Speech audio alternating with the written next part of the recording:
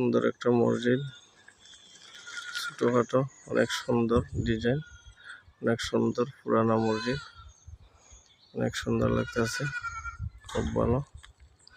আপনাদেরকে দেখানোর জন্য তুলেছি, দেখেন কিরকম কত সুন্দর ভিতরের খাসগুলা। আগের মসজিদগুলা অনেক সুন্দর হইতো, ভিতরে খাস করা হইতো। দেখেন উপরে কি সুন্দর খাসগুলা আছে, ভিতরে আছে অনেক সুন্দর। এইদিকে ওদের ব্যবস্থা আছে, সুন্দর ব্যবস্থা আছে। এই দেখেন ভিতরগুলো, ভিতর অনেক সুন্দর।